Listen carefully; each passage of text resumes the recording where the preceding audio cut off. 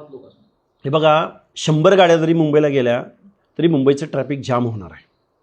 त्यामुळं मुंबईमधली कायदा आणि सुव्यवस्था निश्चित बिघडणार आहे. आम्ही गेल्या 8-10 दिवसापासून महाराष्ट्रासमोर सांगतो आहे. मुळात अशा पद्धतीनं झुंडशाही, तीही गणपती उत्सवच्या कालावधीमध्ये अशा पद्धतीच्या झुंडशाहीने जर मुंबईमध्ये गेलो तर मुंबईमधल्या सर्वसामान्य माणसाचा, नोकरदारांचा, चाकरमानी माणसांच्या खूप मोठ्या समस्या तिथं उभ्या राहणार आहेत आणि मुंबईमध्ये दंगल घडू शकते, हे मी पहिल्या दिवसापासून सांगतो आहे. त्यामुळं महाराष्ट्राचे मुख्यमंत्री महोदय आणि महाराष्ट्राचं पोलीस प्रशासन आणि त्यांचा गुप्तचर विभाग, त्यांना या सगळ्या गोष्टीची कल्पना असायलाच पाहिजे, असेलच, आणि ते या आंदोलनाला बरोबर सांभाळतील असा आज रोजी आमचा विश्वास आहे. परंतु यामधून महाराष्ट्रामध्ये प्रचंड मोठी दुही निर्माण होणार आहे. बेकायदा मागण्यांना खतपाणी घातलं जाणार आहे आणि ओबीसी याला प्रतिक्रिया म्हणून महाराष्ट्रामध्ये निश्चित इथल्या गव्हर्नमेंटला जाब विचारतील आणि इथल्या वेगवेगळ्या पक्षाच्या प्रमुखांना जाब विचारतील.